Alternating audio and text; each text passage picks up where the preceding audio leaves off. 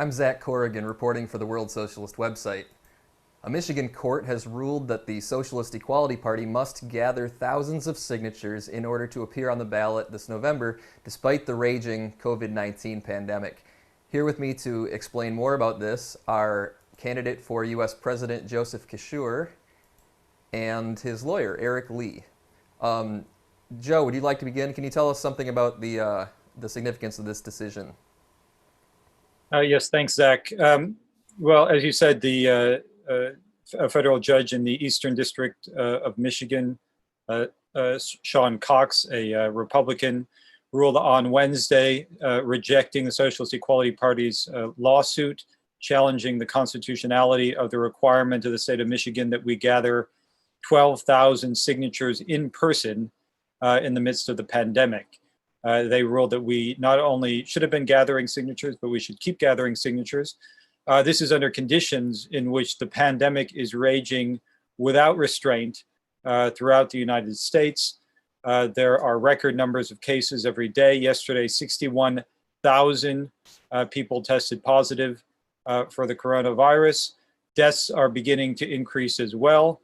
You have a situation where, again, hospitals are overflowing in many states, in Texas, in Florida, in Arizona, and other states. So the pandemic is raging out of control. This is a direct product of the criminal policy of the ruling class, spearheaded by the Trump administration, certainly, but carried out by Democrats and Republicans throughout the country, including here in Michigan, where cases are also beginning to rise. And under these conditions, the judge sided with the argument of the state that the requirement that we go out, interact with thousands and thousands of people, talk to them, give them clipboards and pens and interact with them to gather signatures to get on the ballot. He ruled that that was perfectly acceptable and that it did not violate the constitutional rights of the Socialist Equality Party or the voters of Michigan to be able to vote for someone other than the Democrats and the Republicans.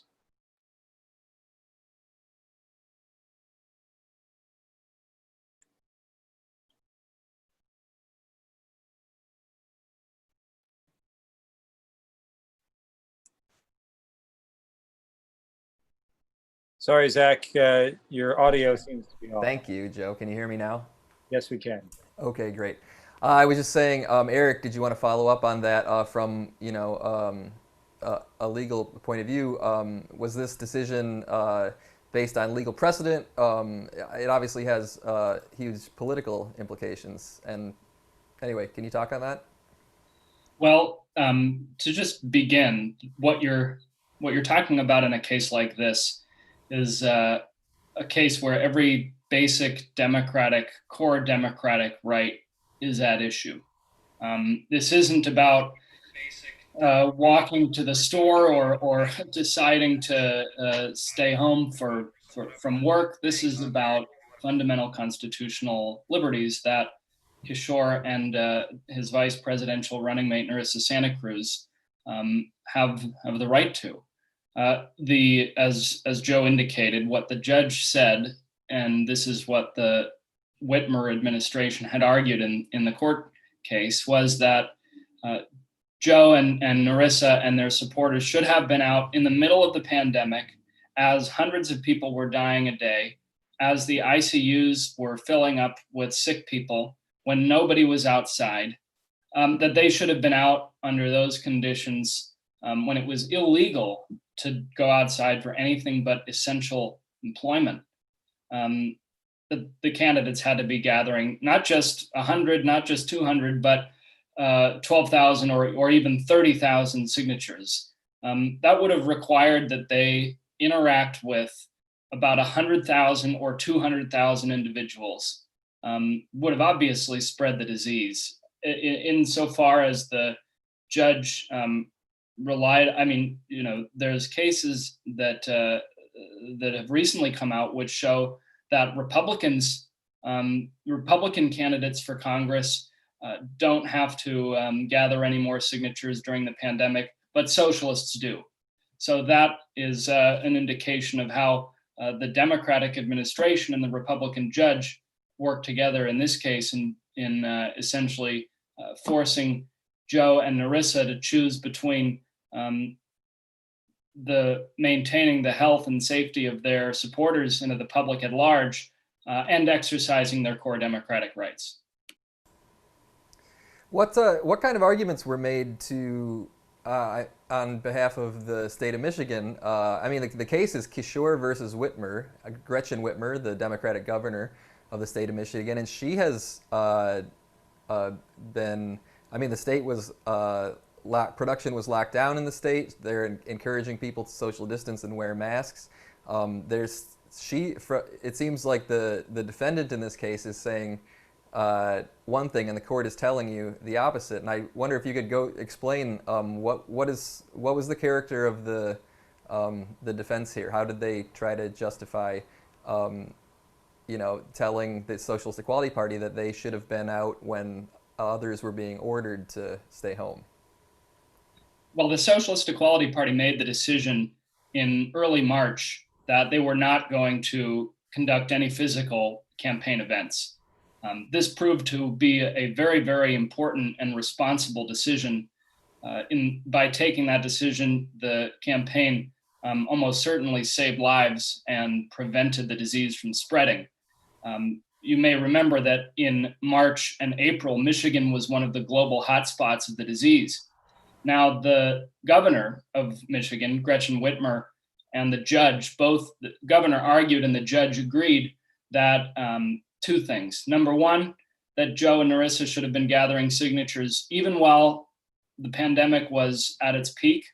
And number two, that they should have basically been able to divinate that the pandemic was on its way as early as January, and that they should have been out in the middle of a brutal Michigan winter when nobody's outside, unless they have to be, that they should have been out gathering signatures then. Now, everybody, the sort of unspoken understanding of everybody who's involved in this case is that independent presidential campaigns gather their signatures in the summer. That's when the state fair is. That's when the picnics are. That's when the major outdoor events are, the farmers markets, etc. Nobody gathers signatures for an election in November, in January and February, when no one's even thinking about it.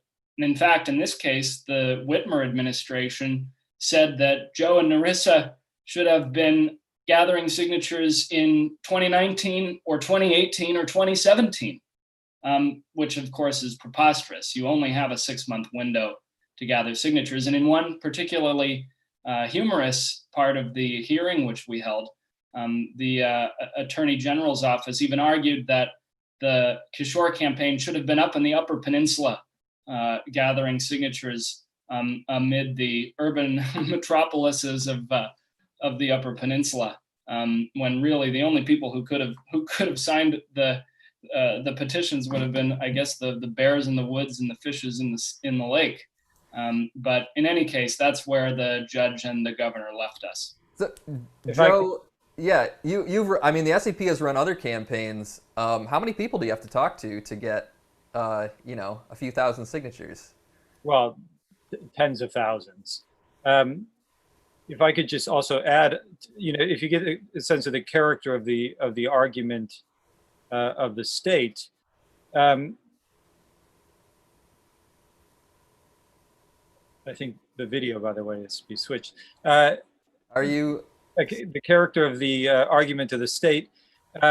We filed along with the lawsuit an affidavit from one of our supporters noting that she couldn't go out and petition because of underlying health conditions and the danger that the petitioning would therefore put her in. Well, the state just argued that, well, there could have been other people that didn't have underlying conditions who could have petitioned. But the point is, of course, that it's not just a question of the health of our supporters and petitioners, but the health of the public at large. And one of the effective points in the legal argument that Eric made was when he pointed to the contradiction between the position of Whitmer publicly, where she's saying that everyone has to be diligent and responsible and not endanger people by going out, and the argument of the Whitmer administration in the courts, which was to say that we should have been going out and been involved in petitioning throughout this period. And by the way, just it's worth noting, this does not apply to the Democratic and Republican parties. So in this two-party duopoly, in which everything is automatic for the two most powerful parties, which effectively represent the same economic class interests, and whose policies are, aside from various minor differences, fundamentally the same. Joe Biden gets to run a presidential campaign from the safety of his own basement, and he hasn't left his basement in months and months. Now, the Democrats have also announced that they're holding a convention virtually. So in the United States, what this ruling shows is you've got the most powerful corporations, that's a bit of a Freudian slip, the most powerful parties backed by the state, to whom the judges themselves belong, who get to set their own rules, who don't have to risk any of their candidates, any of their supporters. And yet when you have an independent socialist campaign like Kishore in Santa Cruz, all bets are off. You're in the Wild West, and you've got to go out and as Joe said, you're talking about verbally speaking to people about why they should sign your petition. You're handing pens back and forth. The judge said in his order that, well, they could have just sterilized the pens and maybe stood across the street from the people that they're signing petitions. And I think that there's some, perhaps laws of physics which may be at play there, but not the laws of the state of Michigan. Well, So, go ahead, Joe. I think the basic point is that the decision was a political one. The legal argument is constructed in order to reach a conclusion which is politically motivated, which is that they do not want to have on the ballot parties which oppose the two parties of the ruling class, the Democrats and the Republicans, and specifically they want to oppose the presence of socialists on the ballot under conditions in which the pandemic is demonstrating the necessity for socialism and the bankruptcy of capitalism and the criminal character of the whole policy of the ruling elite. The United States really is, among the major capitalist countries, the most undemocratic. So you have these ballot access laws, tens of thousands of signatures to get on the ballot. It's absurd under normal conditions, and under the pandemic, of course, it's impossible. But what the ruling really demonstrates is that there's not really a mechanism within this framework for advancing the interests of the working class. They are terrified of the growth of social opposition. There's massive anger, opposition to inequality, opposition to the whole policy of the ruling elite. And their response is to try to do whatever they can to prevent any expression of that within the framework of the political system. And our orientation is to the development of working class struggle, which is on the horizon. There's explosive class battles which are emerging, including here in Michigan, with the auto workers who have begun work stoppages against unsafe conditions. And that's the social force, which is going to be the real basis for change and for the real development of an opposition against the policy of the ruling elite. There's one element of this too. Sorry, Zach, I don't mean to keep butting in, but that's so central here, which is that the campaign of Kishore and Santa Cruz, since they announced in January, has been oriented to explaining to the working class and warning the working class about, number one, the dangers posed by the virus. Number two, the criminal response of both the Democratic and Republican parties to the virus, the handing over of trillions of dollars in bailout money to the corporations, as tens of millions of workers in the United States are on the unemployment line, and the $600 a week from the federal government's going to run out in a couple of weeks.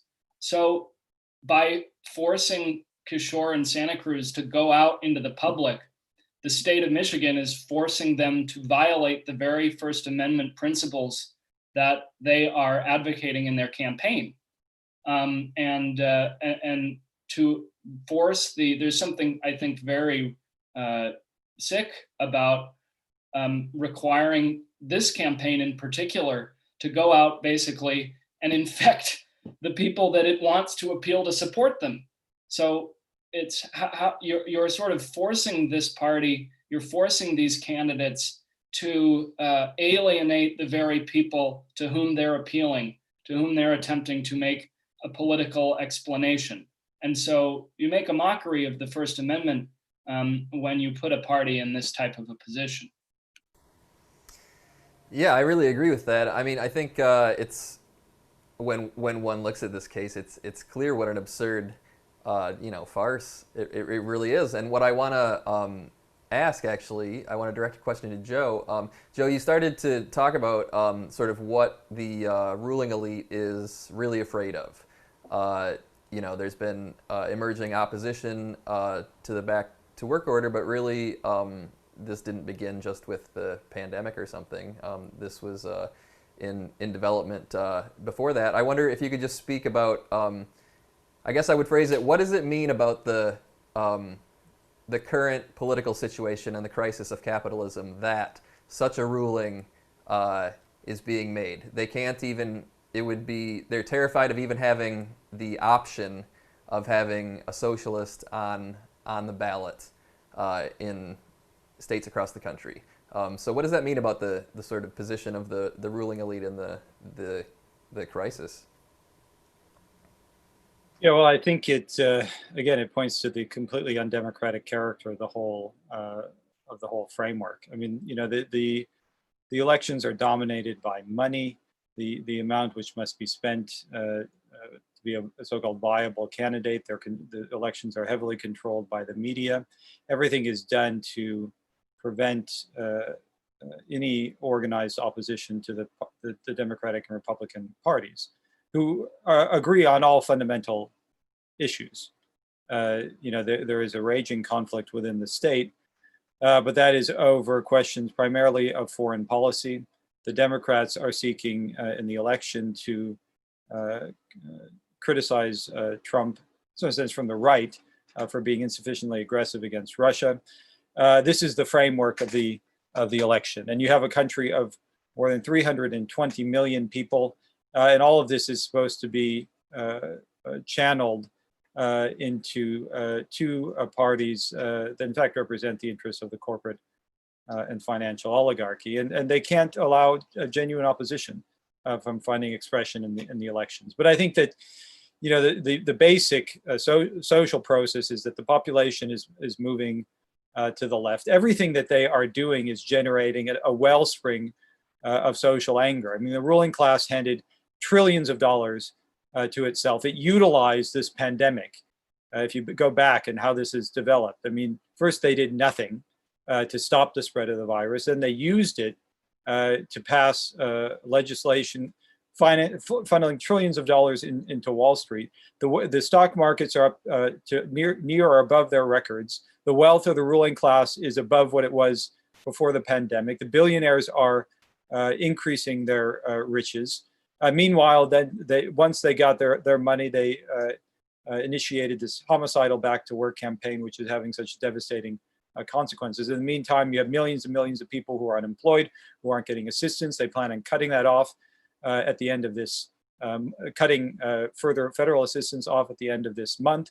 So you have just the whole conditions and social political conditions in the United States are creating conditions for immense social upheavals, and that's what they're worried about. That's the social force that our party is oriented towards in the development of the development of a socialist leadership in the working class. And I think that in the end, what the ruling expresses is that they're really terrified of the of this social anger, and are doing everything they can to prevent it from finding any expression within the political system.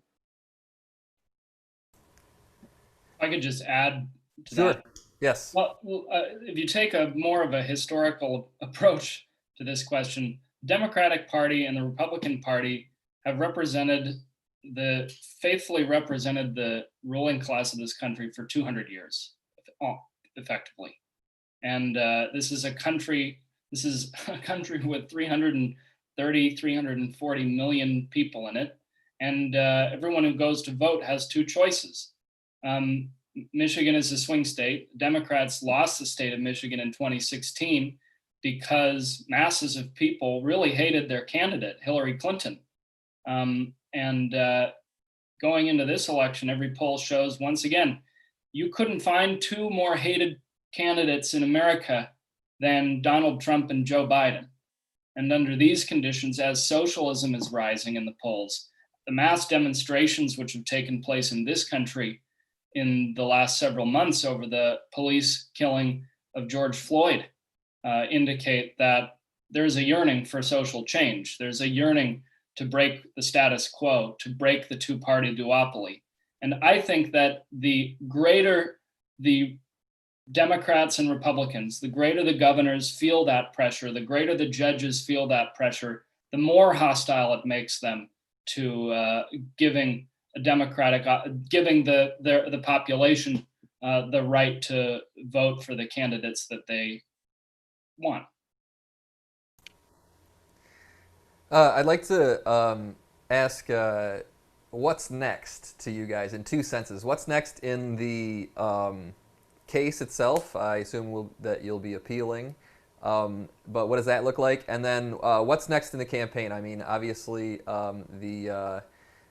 it's a long way till November, and I assume that this is not going to, put the brakes on the presidential campaign of Joseph Kishore. So, Eric, could you first tell us what's next in the legal battle? Well, we're considering our options. We remain very confident with the record at the lower court. We remain very confident with our arguments legally, politically, and so we will be continuing to defend our democratic rights through the courts. Insofar as what's next for the campaign, I know that the purpose of the campaign is to bring these ideas to the broadest possible section of workers, young people, and that will continue. No judge is going to be able to tell this campaign that they can't. They may try and force them off the ballot, but they're not going to stop the ideas from reaching very open ears.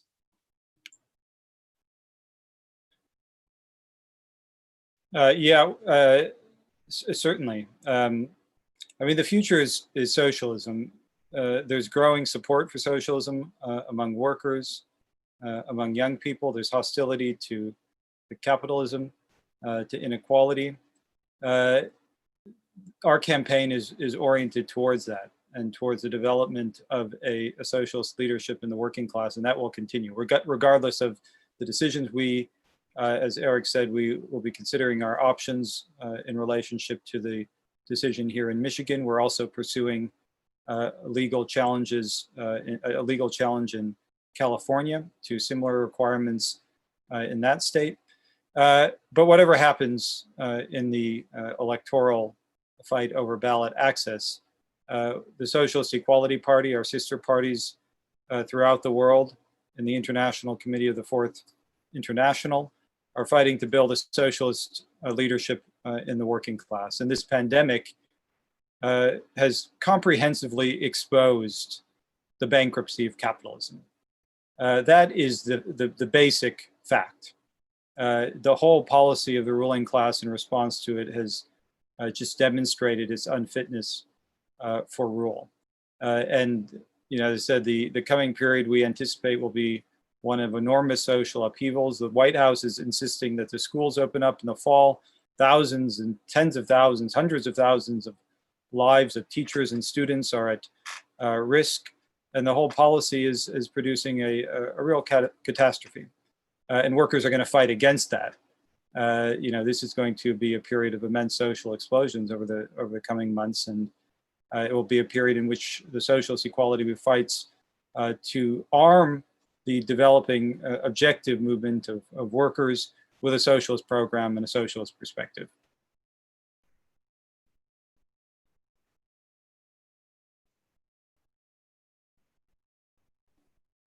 All right, very good. I'd like to thank our guests for being here. Was there anything else that you, either of you wanted to make sure we get in? Join the Socialist Equality Party and support our election campaign. Yeah, absolutely. There's a website I'm bringing up now. I encourage everyone to go to socialism2020.org and sign up for the campaign newsletter to follow the campaign of Joseph Kishore for U.S. President and Narissa Santa Cruz for Vice President, the candidates of the Socialist Equality Party. And I think we'll leave it there. Thanks, everyone. Thank you for having me. Thanks, Zach. All right, goodbye, everyone.